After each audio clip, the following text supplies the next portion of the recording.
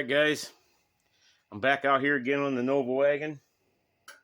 Told you I was looking for a fan shroud for a mechanical fan for this AFCO aluminum radiator. Did some research, was doing some checking on some sizes, and I come up with something that was close. Jeep Liberty fan shroud. It's pretty close. So I found one in a used vehicle, took it apart, and started cutting on it. And I think I've got it fitting pretty good now. I'll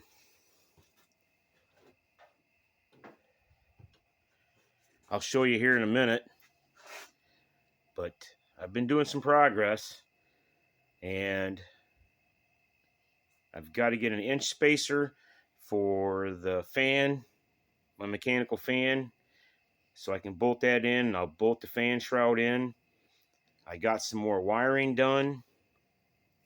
I've got to do the gauges, and I've changed my mind. I got a heck of a deal on a Eldebrock 750 or a 750 carburetor.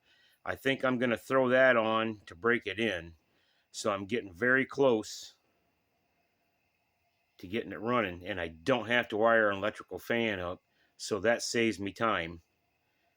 I've got to mount the overflow tank, make the battery cables, and I'm hoping to have this thing running Saturday, Sunday at the latest.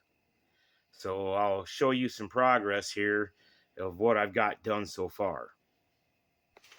All right, guys. I've got to take it out and clean it up. But I do believe that's going to work for what I want to do, to have the mechanical fan on it and not have to worry about the electrical fan if it ever has a problem. As you can see, I got my new air filter from my Gold Moroso air cleaner, and I think that's going to be the setup. I like the old school look. I've had these valve covers since I first started drag racing, and it brings back a lot of memories with me and my dad.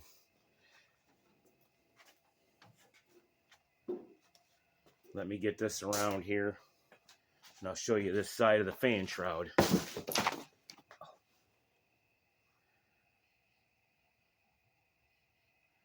I think that I'm going to make the brackets to go right here, from here to here, on the top and the bottom, and bolt it in as soon as I get my inch spacer for the fan.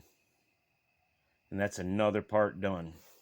And then I got the tack mounted,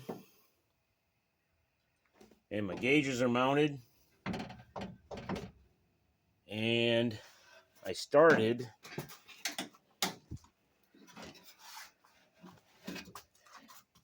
last night working on the wiring. It looks like a lot of spaghetti, but after I sat here and was kind of looking at it and checking it out, I don't think it's going to take me too long to get this wired in.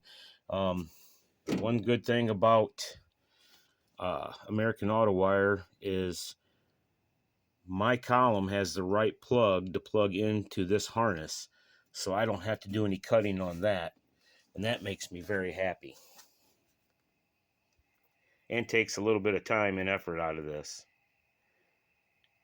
As you can see, guys, I'm out here working. I'm getting closer, and I'm getting excited. I want to get this motor fired up. I want to get the cam broke in. It's been a lot of work, but I'm excited. I want to hear it run, and I want to send the video out to you guys to show you that this can be done on a budget, that old school is not a bad thing. I'm really getting into this with the 355. I know I had to use the 67 to 72 Chevy C10 exhaust manifolds, but I did go in there with them with a bit, and I did clean them up, smooth them out with my die grinder, trying to game every little thing I could. I tried to port match the exhaust ports, and I got the pipes kit that hooks up to these manifolds, so it goes from 2 to 2.5. So I will have a 2.5-inch exhaust system on this dual exhaust.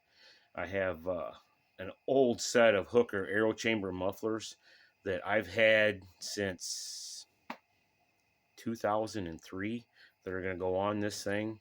And then I'm going to try, I have a set of tailpipes off of a GM G-body wagon, or a G-body, that I'm going to try to cut and mount and put on this wagon for the tailpipes to come out the sides. I don't want it running straight out the back.